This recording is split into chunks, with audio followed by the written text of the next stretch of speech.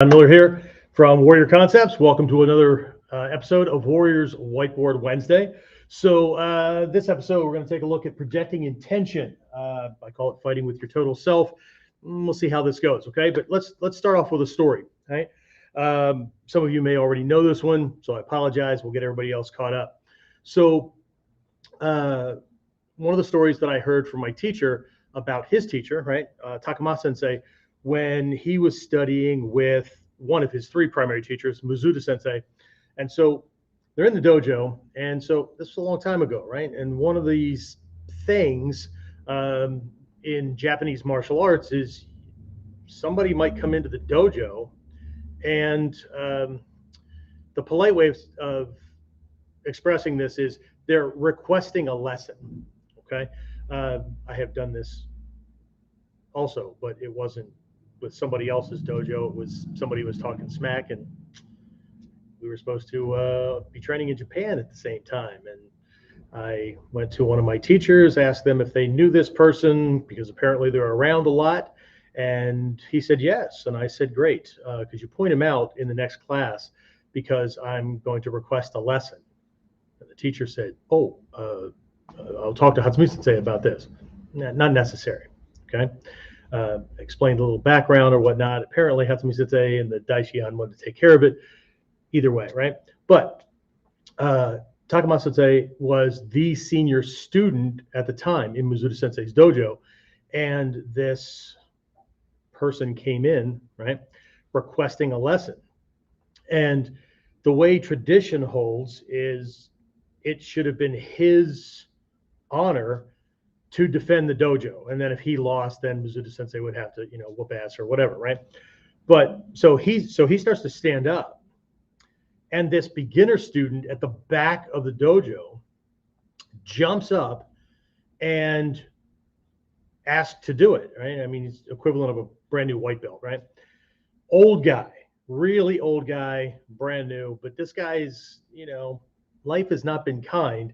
Got a couple of scars on him and whatnot, but he, and the way I got the story, Takama Sensei got a little bit indignant because how dare you, right? You're kohai, right? I mean, you're like kohai, right? Low man. And it's my responsibility. And Mizuta Sensei kind of thought for a second, then he said, okay. And he looked at Takamatsu Sensei, if he loses, you get to do your thing anyway, right? So this old guy comes to the front, right, at this mat, the dojo invader, that's what we call him, right, steps onto the mat, and this little guy comes up, right, this old guy jumps onto the mat, and just screams, right, and the invader had this shock look on his face and took a step back off the mat and bowed and conceded, and that was the end of it, right? But as he turned to leave, Mizuta Sensei said, what made you do that? And he pointed out that if this was the intent he was projecting before he even did anything, this guy didn't want to have any part of any physical skills. Now, the irony is that the old guy knew very few physical skills, okay? He went up there and he led with pure intention. Pure, just raw animosity. And it was enough to get this other person who thought that they had all their shit together to back off, okay?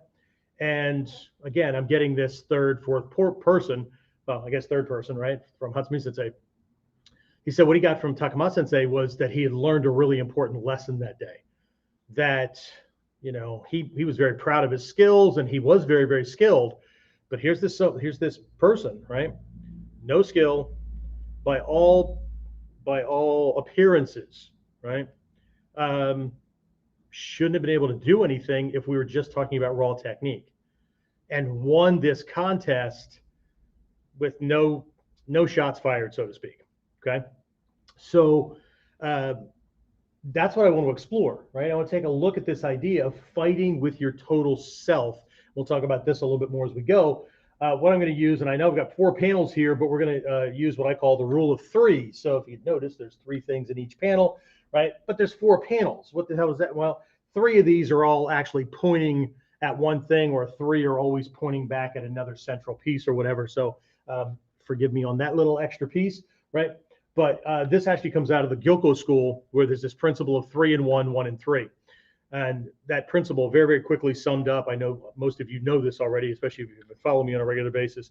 But again, to catch up the ones who are new, right? And the Gyoko school, there's this principle where the 3 and 1 is the idea of being able to take anything, technique, skill, principle, concept, whatever, and to be able to divide it into at least 3 sub aspects.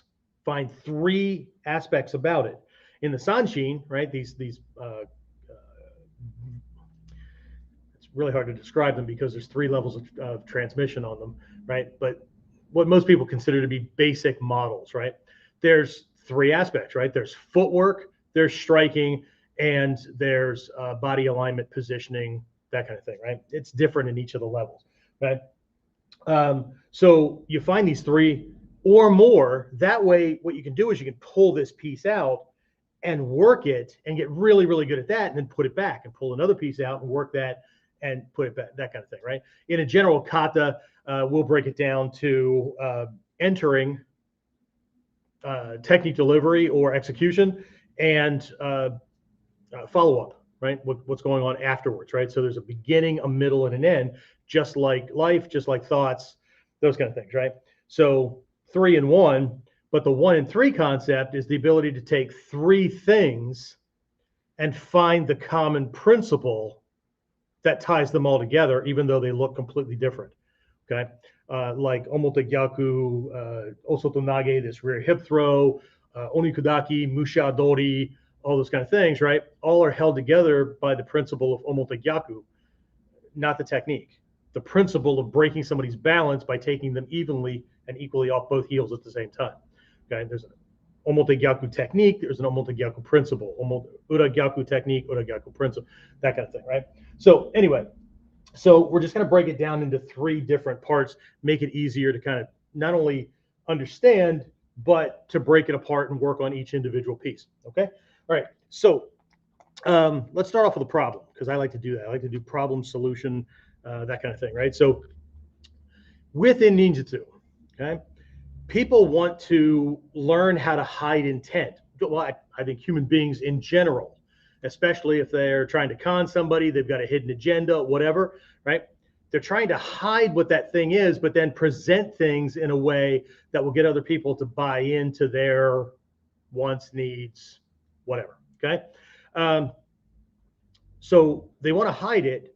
They think they're doing it, and then they end up wondering, or they can't figure out why people around them are either suspicious or they keep them at arm's reach, right?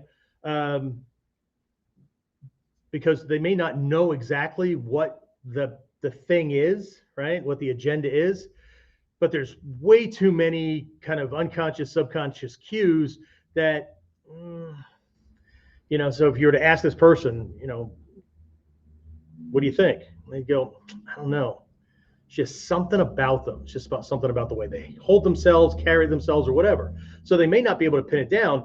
But what's really interesting is part of our self-defense mechanism, deep down in the brain, we have these bullshit meters, okay? And while the intellectual part of the brain may not be able to figure it out, right? So before we try to hide things, right, maybe we should try to do something else, right?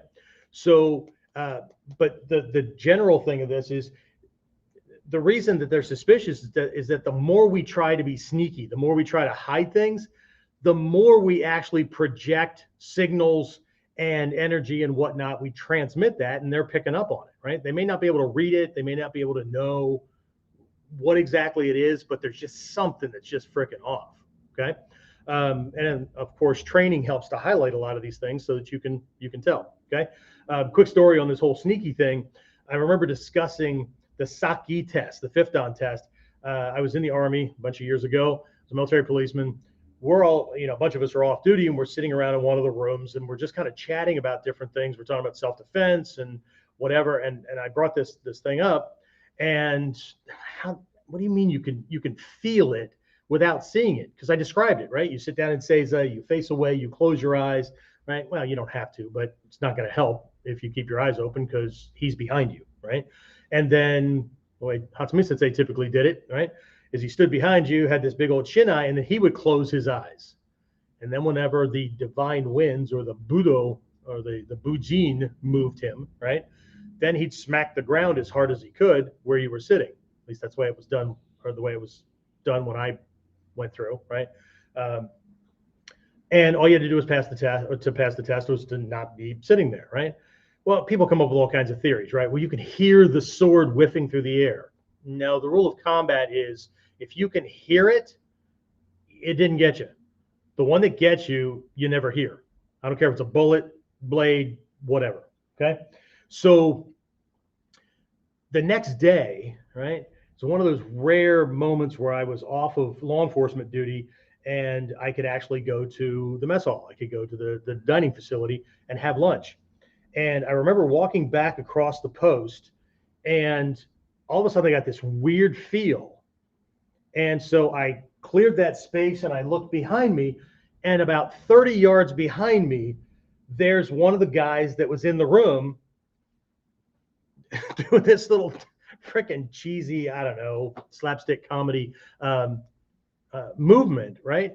I just looked back and I said, "What the hell are you doing?" And he goes, "How'd you know I was back here?" I didn't know it was you. I just knew there was something weird going on. And he goes, "Yeah, but you didn't just turn around and look. You moved and looked." Yeah. Okay. It does me no good if I turn around and the hammer's coming at my skull. Okay. So what he wanted to know was how I knew. I don't know. What I do know is that whatever it was that you were doing, and he admitted, right, he was trying to sneak up on me. Well, the more he tried to sneak, the more he was projecting things. I don't know how the mechanism works. I just know that it works. Okay, it's kind of like turning on the lights in the room that you're walking into. You don't have to understand electricity, the movement of electrons, how switching works, how a light bulb is constructed. You don't have to know any of that shit. All you have to know is that if I walk in the room and I flip this switch, the light comes on. Okay, so it's a lot of these things are that way.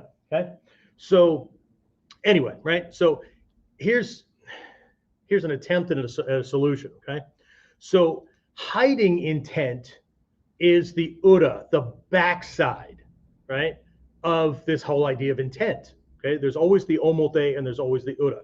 The omote is the frontal, obvious. It's where you start, right? It's how you can recognize the principles and concepts and things like that. It's what the principles and concepts look like, right?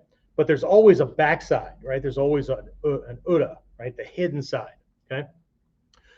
But to understand how to hide it, you first have to learn how to generate it and use it, right? And you have to learn how you project it, okay? Again, most people want to get to a goal, but they don't want to do a self-assessment before they get started. As more than one of my teachers used to remind us all the time, you can't get there from not here.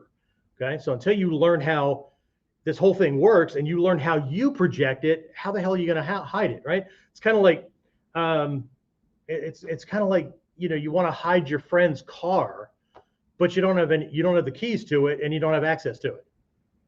Well, guess you're not pranking your friend, at least not by hiding his car. Okay, but again, this being able to project it is the omote of intent. We have to understand it. Okay, so we went through something like this. I just did a recent program. It's about to go evergreen. What that means is you can access it, you do it yourself kind of thing. But I just did this thing as a live program. Some of you may know this already. It's the Sanji Shichi Dobon program, the 37 fundamentals or elements on the path leading to enlightenment, right? So it's this precursor to everything, especially for people that want to get involved in the Mikyo training and whatnot. Anyway, right? So we hit this one point in the training. It actually took up 4 classes.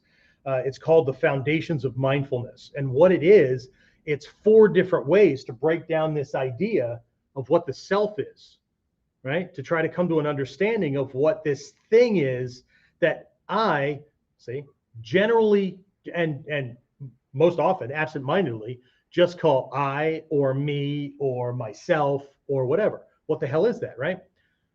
That generated a bunch of frustration among the, the biggest percentage of the students in that program, because they started looking at things they had never looked at before, and it was broken down into all kinds of subs, each one, right? So it was the body, the mind, the feelings, that kind of stuff. It was all broken down into smaller subsets. Okay, so there was just this a lot of frustration, right? But again, for people that want to be on that path, that want to learn that stuff, that want to do the spiritual side of this training, and when I say spiritual, I don't mean religious, right? But when I want to do that kind of stuff, right? Intention falls into this, right? Because is it an emotional thing? Is it a mental thing? Is it a spiritual thing? Is it a okay? In the East, they typically call anything spiritual that you can't easily define as a mental process, even though most things are generated by mind anyway. Okay, so the problem for them was, how do I get control of my ego? How do I work on myself if I don't even know what that thing is that I'm talking about? It's kind of like trying to learn ninjutsu, but you don't know what the base constituents or base pieces of ninjutsu is supposed to be, right? Which is why I created that one program, the Ninja no Hachimon, the 8 gates, right, of traditional ninjutsu, which was, it's just this litmus test from ancient Japan that back then any school teaching ninjutsu had to, as a minimum, include these 8 minimum areas. Now, of course, they were based on the technology of the time and all that kind of stuff. So a lot of you probably have the worksheet that I had that converts it from ancient Japan to modern 21st century Western world. But either way, right? If you don't know what it is, right, and you can't define it, you don't know how it was defined by past masters, how the hell do you know you're doing it right? Okay, and that's where we're going here with intention. Okay, just shuffle my notes here around a little bit, make sure I don't miss anything. Okay, so this is one of the secrets within ninjutsu. Okay, in ninjutsu, nothing is ever what it seems. Okay, we got this whole concept of Kyujutsu Tenkan, right? I just dealt with that in a previous episode. Just again, catch people up. Kyujutsu Tenkan, kyo, it means something that's fake or false, or it doesn't have any substance, or it's inconsequential, right? It doesn't mean anything. Okay, jitsu, right, means truth in this context with this kanji. Okay, so don't go running wild like, is it ninjutsu or ninjutsu? Well, look up the kanji. Okay, that's not difficult. We all carry around a supercomputer in the palm of our hand, and yet people are still choosing to operate based on ignorance. That in and of itself is moronic, not ignorant. Okay, so and Tenkan means to flip, means to swap. Okay, Ho just means a method or way or system, that kind of thing, right? So Kyujutsu Tenkan is the method of juxtapositioning or switching truth and falsehood so you can confuse somebody. Okay, but if you're not clear about what those things are, what the hell? You're just throwing jello at the wall hoping you got a cool art piece. Well, you have a cool art piece, all right. Okay, on the wall, down the wall, on the freaking carpet, whatever, right? Okay, that'll get lots of attention when people come to visit. Okay, so the idea is that you must understand the omote before you can learn how to mask it. Okay, there's a lot of people that they know the Togakure list, right, of the Ninjutsu Hake, the 18 areas of training in ninjutsu, right, in the Togakure school. Okay, but what most of those people don't know is that there's 36 areas, not 18. Okay, there's the 18 listed in the Togakure list, but the implication is you also have to know the 18 that's on the Bu, right, on the conventional Budo side, right? Because everything in ninjutsu is a variation on conventional things. Well, how the hell do you vary something that you don't understand or that you don't know? How do you beat conventional? How do you beat that thing if you don't understand it? Right? I know the answer. You can't, right? Or you're just winging it, right? And that's what's happening, right? How many forms of ninjutsu do you see people doing on the internet where they've got web pages or they've got Facebook group pages or whatever, and they just made up their own shit? because they understand that much and then they just decided to run with it. Okay. Makes life easy for the rest of us. Okay. So anyway, so let's start here. Okay. Let's start with looking at the omote side, the frontal, the obvious, the conventional. How do we generate intention? How do we project it, right? How do we use it as another tool in a self-defense situation? Okay. So let's start with a lesson that I got from a teacher a bunch of years ago that kind of caused this turning of this in the seat of consciousness, right? What he said was, thinking about attacking is attacking. Okay. So if you've ever, like, I don't know, been ready with your partner and you thought about going, but you didn't, but your partner twitched, there's something they picked up from you when you thought that. Okay.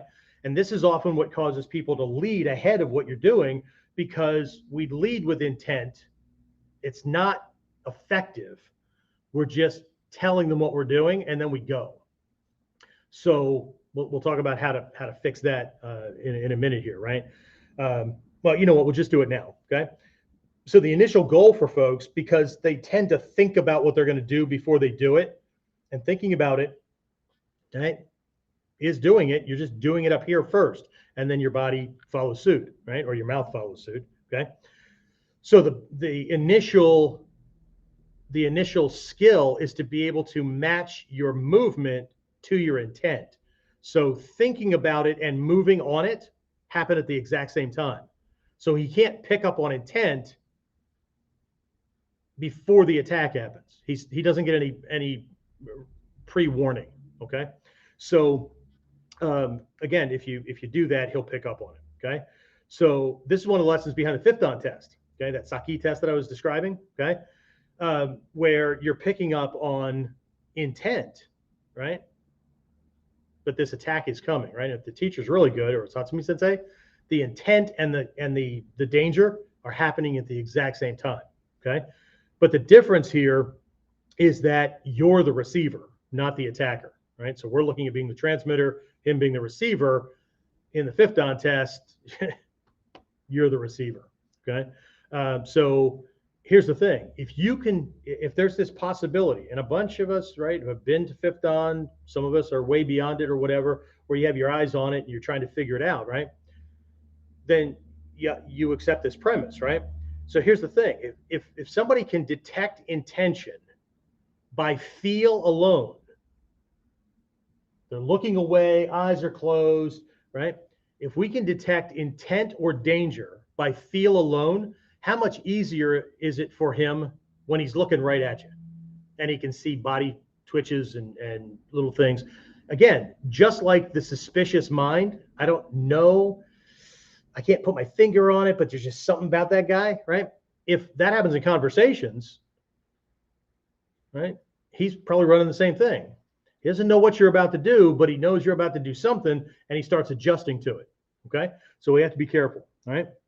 So here's the thing. What we're going to be talking about is more than just attacking with the physical parts of the body, right? Just doing that kind of thing. But to hone in on this thing, let's start by looking at this idea of attacking with what are known as the three bodies, right? The trikaya in Sanskrit, but attacking with the three bodies. Okay. So try to suspend a little bit of woo-woo kind of stuff, because this stuff goes all the way back into Hinduism and all kinds of things. I'm going to try to make it as cut and dry as possible. But to really start to work on this stuff, you have to accept the fact that, one, there's more going on than just this, right? And you have the ability to use more than just this or guesswork or whatever. Okay. So the three bodies are the physical body, the one we all know, right? In the teachings, it's called the gross body. I don't mean gross, and it doesn't mean gross by he's nasty, he's ugly, he stinks, whatever. Okay. It's just the big overt omote, right? So the physical gross body, right? The second one is typically known as the subtle body. Okay. So don't get weirded out by names and whatnot, right? The physical gross body is the body we all know. The subtle body typically points to mind, and its influences and influencers. Okay. So everything that's in there, right? Our assessment abilities, our decision making, our visualization or dreams, whatever, past experiences, again, knowledge, those kind of things, right? So it's what's going on in the head, right? And then the last one, again, this is where it's going to get a little bit woo-woo. We're going to call this, or it's called the astral body, right? Again, don't get all weirded out, right? So the astral body is energy, feeling, connection, love, connection, right? Connection, whole bunch of that kind of stuff like that, right? Okay, so it's energy, right? If there's somebody in your life that you love, right? My wife, my kids, my grandchildren, when I hug them, if I were just using this, okay, if I were just using this, love you, okay. But when this is involved, so the physical body's doing something, and it's doing something based on this intent and this connection and stuff, right? Okay. The mind is, they hold a special place for me, right? I know them. I know the relationship, because this is the bridge. It's the bridge between these two. Okay. So when I hug them, there's this moment where I let go, because I get to feel their hug too. And I get to feel if they're having a good day, bad moment, or everything's good, right? And there's depth of experience in that, because that screams volumes. Okay.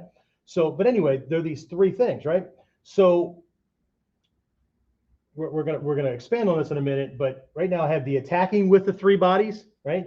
Because the more of these that we can use, the more we can come at him with. Because it's not just attacking with the three bodies, it's attacking his three bodies as well. Okay. So more of these aspects, the more that I can attack on him, the more I can affect him, the more I can influence him. Right. And again, right, this, for a lot of folks, this is going to be one of those woo-woo things. Beliefs are going to get in the way, past programming, the fact that they're, if I can't see it, smell it, taste it, whatever, then it doesn't exist. Okay, then whoever you say loves you, that obviously doesn't exist, because you can't see it, feel. Well, I mean, they do think, oh, okay, so you're just recognizing, you're just processing with the mind. If they do this, then they love me. Well, no, they hug me and kiss me. Okay, so if they do these physical things to me, that's love.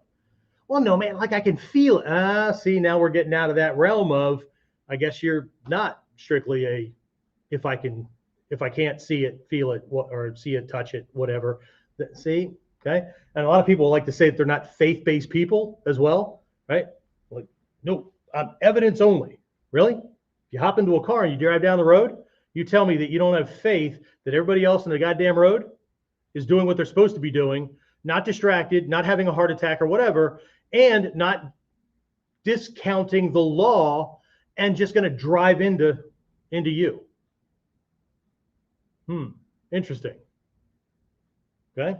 So I'm not saying you have to be a religionist or anything like that, right? But we like to create a viewpoint that somehow makes us autonomous, right? We're not connected to anybody else, right? I'm in charge of my own damn life. Well, if that's true, then you're going to have a hell of a time, because if his skill set is the same or better than yours, that negates all of these skills, and you don't have anything else going on. Well, as I told my class last night, you die. Okay. So anyway, right. So let's take a look at how this is expressed in a proper kami. Okay. A proper kami, right? Our kami are holistic: thought, word, and deed, body, mind, spirit, right? There are three aspects to kami, because kami, the postures, are the outward manifestation of what's going on in the head and the heart, right? What's going on based on strategic decisions, based on what you think you know about not only the situation that you're in, but the type of fighter they are, how they're posturing, all that kind of stuff, right? And what you think you know about how to handle that. And there's also an aspect of commitment, energy, that kind of stuff, right? What you're willing to do, right? Your resolve and your commitment to not dying or, whatever, right? Okay. So, which makes it very, very different than a stance.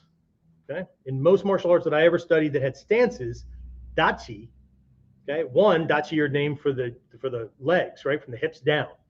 Kamae conventionally are named from the hips up, including the position of the limbs. Jumonji, Ichimonji, that kind of thing, right? In ninjutsu, it accounts for the three bodies. So it's not just the upper body, it's also this other stuff that's going on, and kamae come from the inside out. So if somebody's trying to practice kamae like their stances, they're going to have limited results with them. Okay? They're not going to fight any differently. They're not going to respond or operate any differently than anybody else who uses stances. Okay? Well, I just call it that. I know what it really is. Well, if you knew what it really was, you probably wouldn't call it that because you'd have a hard time trying to make that fit. Okay? So anyway. Okay, so 3 parts of proper holistic kamae. Okay? So obviously, right, the body is conveying, what's the body conveying? The body is conveying readiness. All right? The body is closing certain windows, opening up certain windows, right? Positioning so that it looks like it's ready to move. It looks like it's ready to defend, right? So it's conveying readiness. This is a form of intent. Right? What do I intend to do when you come at me?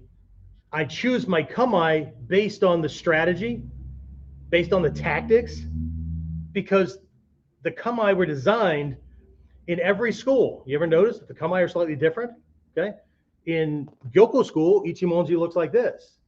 Generally, across multiple martial arts schools, Ichimonji looks like this. But this is Seigan in the Koto school, but in the Kukishinden school, Katate Hicho no kamae looks like this.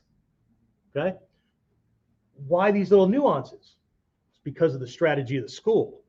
The kamae were developed to make the strategies and the techniques work more efficiently, more effectively. Okay? You're already pre-positioning yourself like opening up the trap. You're already pre-positioning yourself for the way that particular school operates. Okay? Does that mean you can't do those things from other postures? No, but you better understand what it is that you're doing. Okay? So the body is conveying readiness. Okay?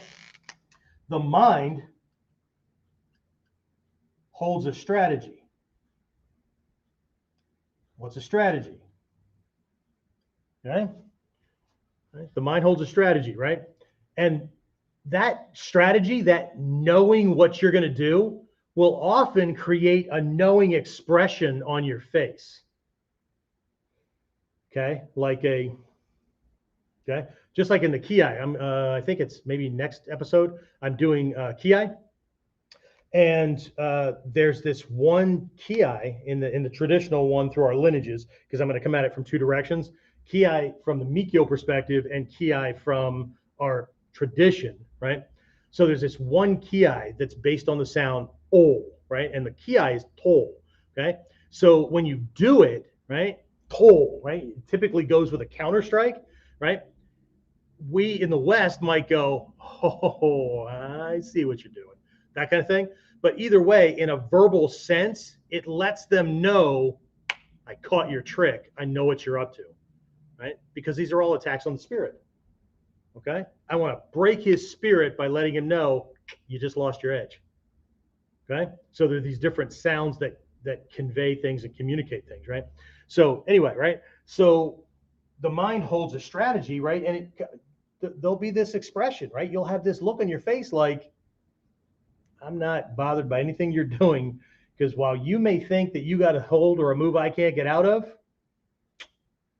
I got something you've never seen before. Okay? So this mind holding strategy, right? The thing I'm going to do is intent. It's a form of intent, right? And then the third one is your heart, right? Or your spirit, right? And this projects commitment, okay? So it projects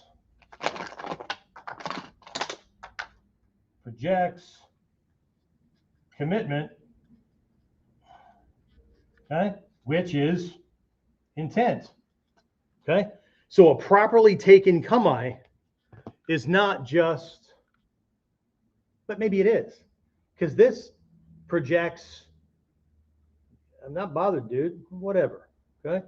Kicking back in my lounge chair, whatever you want to do is cool with me. No big deal, okay? But if I take it up differently, okay? And that's why in the scrolls, not in the densho where the techniques are listed, you know, the things that everybody joneses to get a hold of, okay? In the makimono, okay? That's where the lessons for how do you feel? How do you feel in Ichimonji no Kamae? What's the feeling of Seiga no Kamae, right? What's the feeling of Bobi no Kamae? What's, okay? Anyway, right? So we have these things, right? And your kamae is always in action, right? It's not just at the beginning, right? You're in kamae, let's say in Ichimonji no Kata, right? So I've got this, I received this, and I'm coming into, right? So in each one of these positions, right, there's this is a Hoko kind of thing, even though Hoko's Koto school, right? Kind of variant of Soko no Kamae and the Gyoko Ryu, whatever, right? Shrei Sensei, for those of you who trained and you've been to Japan or you might have seen videos or whatever, Shrei Sensei, I have friends who have trained with him like I have for decades, and they have never seen this face. Most people who've just watched the demonstration have not seen this face that he makes, and it's not a goofy face, okay? They have not seen what a lot of us call the demon's face, okay? It's either at the end of a technique or it's right where he has you. You can't escape, you can't defend, you can't counter, nothing. You can't get at him or whatever, and he has you and is ready to deliver that last thing. And his face changes for a moment, and it looks like an oni. If you know what an oni in Japanese is demon, okay, or devil. And it looks like there are horns, and the face changes, and in that moment, you know, fuck, I'm done. Okay, and it's right, and then he just retracts it, and it just goes away. It's just like it's there 1 second and gone the next. Okay, so he'll do something, you know, just balance breaking, all physical technique, and he'll get to this point where he has your body locked in a bad position, and then for an instant, this face comes out, and then he'll break. The whole thing just goes away. It just grabs your heart, right? Locks up your mind. It's an interesting feel, which is what led me down the path of what the hell's going on here, okay? So anyway, right, so we got these three parts of a kamae, right? So again, most of you are probably already practicing with all these things, so it's old hat, right? So thanks for sticking with me, okay? If not, well, maybe I gave you a couple of other ideas, okay? So, and if you need more ideas, Friday virtual class, right? We do that. So this Friday, we're going to be working with intent and projecting intent and using that to overwhelm him, break his balance in different ways. Because again, when it comes to Kazushi, right? Bless you. No, it sounds like a sneeze. Anyway, when it comes to Kazushi, balance breaking, right? It's not just physical balance breaking. You can you can break somebody's balance mentally. That's called confusion, right? You can break somebody's balance emotionally or spiritually, right? Where there's this feeling of overwhelm, but in either case, physical body, mind, or feelings, whatever, they cannot function for whatever amount of time, and they can't continue on with their original intent, right? I'm not sure if I did a class on original intent, but that just came up in a couple of recent classes. So maybe in an upcoming episode, we'll do one on original intent to make sure that we're good uke and we can simulate what's going on, and we understand when we're dealing with certain types of attackers that certain types of attackers will not do just anything. Okay? They have an original intent. They're trying to get you a certain way. They have an original intent based on how they go about doing that, right? Okay. And again, I get it. For a lot of people, this is just too much hard work. I get it, right? So wherever you stop, hopefully you have enough in your basket that when some killer jumps you, everything is good, right? You're all set. Okay. Anyway, all right. So let's take a look at 3 places in a fight to project intent, where you can project it and affect him. Okay. So first one, right, is before. Okay. Before he throws anything, he's approaching, right? So what we're really looking at here is, and we already talked about it, so we're just springboarding right off of it, right? We're in kamae. Okay. So very, very quickly, again, most of you probably already know this, but for those of you who are fairly new to it or new to this, or nobody ever taught you this before, which again, not my fault, and I hate that phrase, but it's true. Okay. So let's just run through a couple of these things really, really quickly, right? In Gyokoryu Ichimonji no Kamae, right? It's described 2 different ways in the lessons. In the one lesson, and this should cross across all of your kamae, is that I am so confident in my kamae that I could beat your ass with this alone. Well, no, it says I can win with this alone. But anyway, you get the idea, right? I'm so confident in this that I don't need to switch out to boxing do or tic-tac-toe or whatever, right? I understand this thing so well that I can win a fight with it. Okay? That's very different from dachi-based systems, stance-based systems, where stances are the necessary evils. You learn these things so you can launch punches and kicks and things like that from, but you learn them so that you can move on to other things. Okay? In kamae-based systems, kamae are extremely magical. And I don't mean that in a woo-woo way. Okay? But from the, and again, there's a left-right sa-yu, that's the old way of saying left-right in ancient Japan, or the dragon tiger realm, right? Koteki ryoda is a way that it's said, right? The tiger below, the dragon above. So the dragon represents an ideal situation, or the right side of training, right? Not right side, left side. There's a side to training where you have absolute control.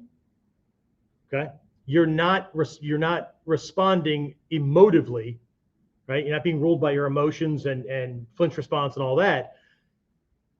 Okay. So in that instance, the feeling is whatever you throw, right? I'm so confident in my kamae, I can defend with this alone. Okay. Not stubbornness, confidence. Okay. On the tiger side, it's more rough and all that kind of stuff, right? And so it's more emotive and whatnot. So if I take this and I'm down here, right, I'm ready to spring like a tiger. And the feeling is, if you touch me, if you come at me, I will kill you. Okay? Most people don't train with this kind of feeling because it's all about soft training. I get soft training as in don't try to hurt your partner, because techniques properly applied hurt all by themselves. But if I'm training in a way where pain is never experienced, then the technique is not right. I don't care how fast or slow you're going. Okay. So, but, right. So these 2 things, right? In the, in Koto school, right? Seigan no kamae, right? I will control you with my lead hand, or the tip of my weapon, and my heart. My heart is my intent. What that means is you can come at me when I say it's okay. I'll leave you an opening, right? Or if you take it beforehand, well, that's kind of stupid because it's really difficult to get in on the Seigan if you really understand Seigan. Okay. What's another one? In Kosei, right? Kukishinden's Kosei or Kotoryu Hoku no Kamae, the feeling's the same. Anything you put in this bubble, I'm going to break it. I'm going to destroy it. Okay. So by all means, it's like an open trap. By all means, put something in here. Okay. There's a whole bunch of these things like this, right? And then there's strategy behind it, right? Do you understand how the kamae gets used? Well, I hope so, right? Hopefully we didn't just stop with ichimonji no kata, hichi no kata, and jumonji no kata, because that's a part of the kyo-no-po. Yes, it is.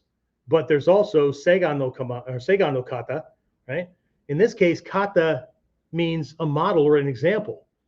It's an example for how to use this kamae to win a fight quickly, easily, effectively, efficiently, that kind of thing, right? So, right, our curriculum expands on all these things so that people get multiple kihon gata. Here's an example for using it. Here's an example for using it, that kind of thing, right? And they're not left to just kind of make up shit on their own.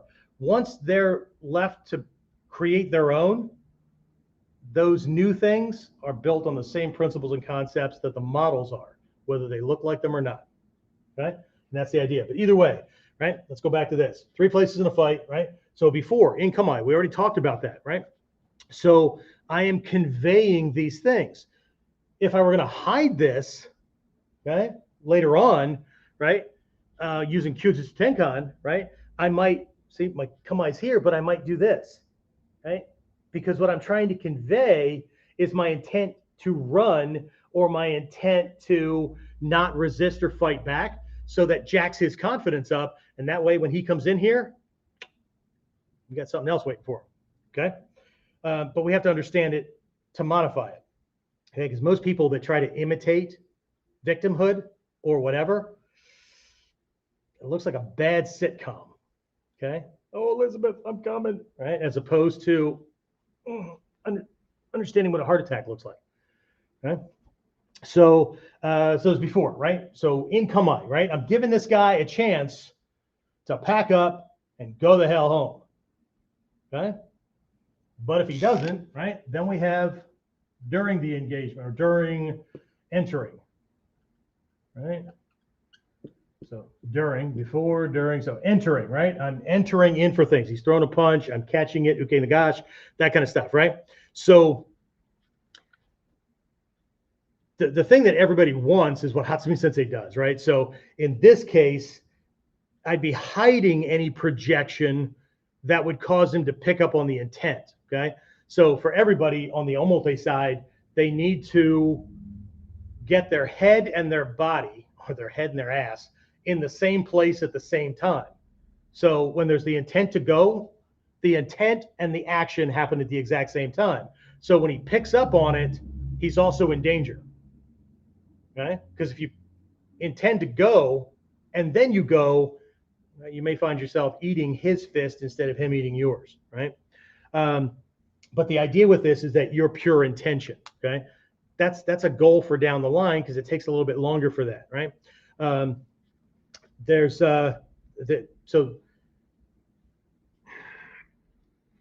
the opposite of this, right? Where everything's together. The opposite of this is there's no projection of intent, even though you're going to be doing something. Okay? Quick story. I was in Japan 1 year, and I got called out to be the uke for Hatsumi Sensei, and he was just showing Ichimonji no kata, right? But he was discussing no intent, just pure action. Okay? And I throw this punch, catches it, comes in.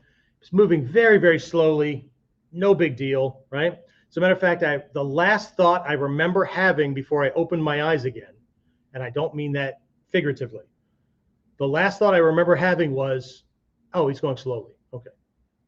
And then I opened my eyes and I was looking at the ceiling. I have no idea how long I was laying there, but he was in mid-sentence having a discussion that I was way behind on. So he knocked me out with this little thing, right? And then he said, again. Okay. But what threw me was the power behind that shot. But there was no intent for him on his part to do harm or anything like that. He just moved his arm in a way and used gravity. And there's this way to get more power in a strike that he just, I'm so confident in this. I can use this alone. I don't need to try to hit hard, because when gravity involves this meeting a Kyusho on the body, wonderful things happen. So I don't have to project intent, right? Interesting thing. Okay. Anyway, so we've got this kind of a thing, or for today's class, the intent, right, what we're doing is pushing the intent with the entering. Okay. So with the entering move, so what we end up doing is overwhelming and breaking the attacker's inner balance. Okay. So intent leads slightly ahead of the attack. So what this would look like is, instead of just doing the physical moves to come in this way, right? When I do uke nagash and I move in, I'm projecting my heart in on him like I'm moving in to kill you. Okay. I'm not doing the kill shot yet, but here I come. Right. So this, whether it's faster or not, doesn't matter. What matters is that when I move in, whatever makes up me, leads forward to him. And my intent to wreck him leads. Okay, there's that. And then after the engagement, right, I'm going to put after here, but this could be after the person's down. We've all seen the karate demonstrations or whatever. Person gets taken to the ground, then there's this little finish, right? The problem with that is that usually he's not looking at you. So what are you doing? Punching a guy who's already unconscious? I don't know. But what we're looking at here is I take somebody down and he's thinking about coming at me, but I move into a joint lock or whatever, and I'm right on that. I'm looking at him right in the freaking eyes. Okay. And I've got that same, if you move, I'm going to finish this. Okay. He needs to read. He needs to feel in the deepest core, in the deepest parts of his body. He needs to feel that if you let him go, you have given him his life back because you held it in the palm of your hand. This is warriorship, boys and girls. This is not, if you listen to Kuden the other night, I ended this way, right? Okay. This is not wussies that want to be. Okay. This is the ability to do this, choosing not to, or the ability to do it, or the willingness to do it. Not just I'm telling you I'm going to do it. I want you to feel like I'm going to do it. But I really can't cross this line because I'm a good person. I'm a good person because I choose to be a good person. Right? But that doesn't mean that I won't choose a different option if somebody's coming at my family.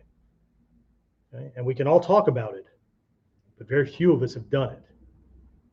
Okay? So anyway, all right. So after the engagement, right? So again, it could be standing, it could be whatever, but this could be that shiraishi thing that I was talking about, right? So I've moved in, and then his body's locked up, and I bring this up, and I let him know, I have you. You are fucking dead. Okay? Did this once to somebody who hit my wife. And when I confronted him about it, he postured, and then he came in, and I had been there 100 times before, because 80% of the people I ever arrested in my career in the military were all trained killers. So this jagwagon with an anger management problem was not an issue. But I did have some internal fire going on because he fucking punched my wife. So he ended up long story short, he ended up in a headlock, and then he was trying to kick out a leg that he had nothing else, and he wasn't in a good position to do it. And I almost laughed, but he wouldn't stop, and he was growling like an animal. And I moved his head, not to make his neck pop like you're doing a chiropractic adjustment. I moved it to where I could separate it from the atlas. And that brought his ear to me. And I leaned in and I said, if you don't fucking stop, I'm going to kill you. And he stopped. And he stopped long term. And I don't mean I killed him, but okay. There's one thing, it's one thing when you say something, it's another thing when they feel it. They know that that's not just words that people say. Because people hear shit like that all the time. You better stop or I'll break your damn legs. You better stop or I'll... Okay? If you've ever been in the military, you know what this sounds like. Because you can get a college-educated lieutenant to stand out in front of your platoon and say everything grammatically correct and they enunciate the words. Platoon, attention. And everybody comes to attention because you know you'll get in trouble if you don't. You're following an order. But inside, most of you are snickering or laughing or, right? Sergeant gets out there. No one is going to walk up to him and go, excuse me, Sergeant, it's platoon attention. You can feel the order. The language was butchered to shit. But you snap to, and there's no inner laughter. There is, if I move, I'm getting fucked up. Okay? There's a difference. Okay? If you're a warrior, you cannot, my opinion, but you cannot be a mouth with legs. Okay? So here, it's not that there's just these different points, but there could be, right? I could look like a victim in the beginning, project something in the process where it confuses him, like, what the hell is going on? And then there's that moment, right?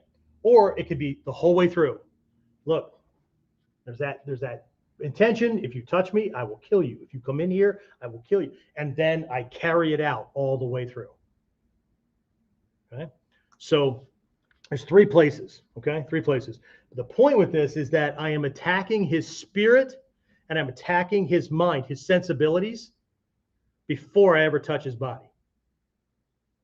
Right? One of the first lessons I learned as a white belt in this martial art is that a ninja takes control from the opponent, from the enemy, long before the enemy ever realizes that he lost it. And this begins with controlling things and using tools that most people don't even know exist. Some people know, write it off, dismiss it. Other people know and bullshit their way through it. Very few. Like that old guy in Takuma Sensei's school. I don't know shit physically. And if it goes physical, I'm going to do my best. But I'm going to let him know I may lose. I'm going to fuck you up. You're going to remember my name for the rest of your goddamn life. And that's a warrior thing too. Don't step up if you're not willing to lose. But in the process of losing, you leave your mark. You become unforgettable because he will have a memory, a scar, or a wound or some part of his body that doesn't work so well. And every time he takes a step, Jeff Miller, Jeff, right? He knows he won, but he also knows he paid for it. Okay?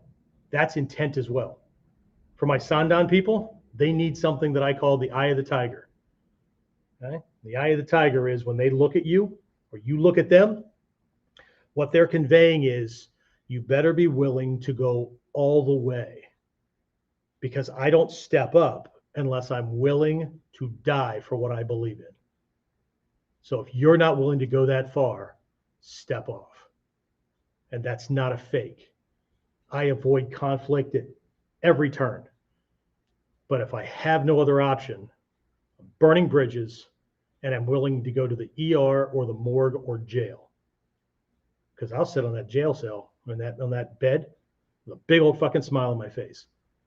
Because the one who stepped up will never have that opportunity ever again. And that's what it means to have a moral and ethical code. Where are the lines that nobody gets to cross, and if they do, there is literal hell to pay. That's intent. See, intent goes long before all this bullshit. Intent is how you live your life. Intent is what you've decided you will step on and not talking to everybody. Least of all yourself, because if you're bullshitting yourself, we've all seen those people back down, right? It's all good, and then a pandemic comes along, right? They're anti-government, and next thing you know, they want the government to save their ass because they're really afraid to die. I don't want to die. However, what do you stand for? Because if you stand for everything, you stand for nothing. Because you can't stand for everything. There's too many goddamn contradictions. What's your intent? All right, let's round this out. Okay, so Three elements or forms of intent, right? We're literally coming full circle on all this stuff, okay? So the three forms of intent. There's me, M-I, not M-E, me or tai, okay? That confuses a lot of people, right? They're same kanji. Tai, jutsu, body art. Me, uken, me, receiving body. It's the same kanji, okay? So this is your body and posture, okay?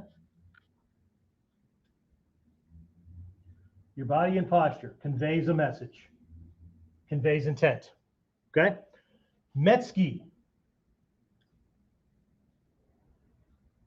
Metsuki, okay? Metsuki is where you're looking and how you're looking, okay? The look in your eye. Your eyes must tell the story of what you're willing to do and convey that intent, okay? We start our students this way. No one's allowed to take up a kamae where they're looking at their partner out of the corner of their eye. This is how prey look at the world. Prey animals, with rare exception, like birds of prey, rabbits and deer and all that, their eyes are on the side of their heads, right? They have a cone of blindness in front of them, but they trade that off for a field of vision so that a predator can't flank them, can't come in from the side. Predators, again, rare exception, birds of prey, have their eyes seated in the front because they work on triangulation. Okay? So students, there's a difference, right? If I look at you and go, dude, that thing you did the other day, not cool, fix it. That doesn't come across the same way as if I go, that thing you did the other day, not cool, okay? When you can plug in eyes to eyes, nose to nose, like a three-prong plug going, or plug for the toaster, going into the three-prong plug or whatever the setup is in your country, goes into the receptacle, there's no energy flowing to the appliance. I'm plugging into them, okay? Even if you're not sure, right? You plug in, and in all the kamae, in all the schools, there's this thing called metsuki for your kamae. Where do you point your eyes? Okay? In the koto ryu, it's the whites of the eyes. In the gyoko ryu, they have two different places. Into the eyes, or right here at this point between the eyes or the tip of the nose, somewhere on the center line right here, because at combat distance, they can't tell that you're not staring them right in the eyes. Okay? So the lesson is, if I believe his spirit's stronger than mine, then I'm going to look right here. If I believe mine's stronger than his, I'm going to look him right in the eye. Why would I not? But in either case, he thinks that I have the steel gaze of a murderer. Okay? But if I do shit like this, okay, that's breaking that gaze. Okay? So interesting stuff, right? Right? So metsuki, right, is your eyes must tell the story. Okay? Okay? Your eyes tell the story. And then the third one is your inner resolve, right? Your feeling, right? I'm just going to use the word feeling. Hatsumi Sensei used this word for years. It's the feeling. Do you understand? And everybody just nods. Well, yeah, I understand. Yeah, you understand the word, but which type of feeling is he talking about? Okay, so here's the thing with the feeling, right? You must believe. You must know. You must be able to see it in your head that he's already crippled or worse on the ground. You must believe that you are going to do this thing to them if they're ever going to pick up on it. Because if you're all wishy-washy on the inside, wishy-washy is what comes out. Okay? So again, let's wrap this up where we started. Okay? When it comes to intent, when it comes to anything, right? If you don't know how to generate it and can't project it, how can you hide what you don't have or use what you can't control? I'll leave it at that. If you want to see some training drills and techniques and some examples of this, right? get signed up for this Friday virtual training. This Friday, we're going to be doing this thing, even if you can't make it because you know where you live in the world or your work schedule, family schedule, whatever other responsibilities are just going to pull you away from it, then whatever, you can still sign up for it, and we'll make sure you get the recording after it's all done. Okay. But if you think you already have it, well, then I just gave you 4 different ways of looking at the same thing, and I wish you well. Okay. That's it. That's what I have. Again, unless something changes next week or next episode, depending on whether you're watching this live or you're watching recording, right? Should be on Ki. Okay. So getting the voice involved in creating that energy and projecting intent and those kind of things. So a lot of these things start to cross over. And if something else changes, well, Ki will be on there somewhere. Okay. And I'll try to remember when I get all this stuff packed up to put original intent on the schedule so we can talk about that stuff as well. But anyway, if you're somebody that is always in on the training, I appreciate things. Share this stuff with other people who you think might benefit from it. Okay. I don't mind, right? Share it around. If you want more of it, right, you can go to onlineninjaacademy.com and you can sign up for other stuff and get involved. But either way, right, try to make it for the Friday virtual training, right, where we match up this big picture kind of thing with actual real world techniques and skills. Okay. And if not, you do you, boo. Okay. Otherwise, I'll see you in the next episode of Warriors Whiteboard Wednesday. Be safe.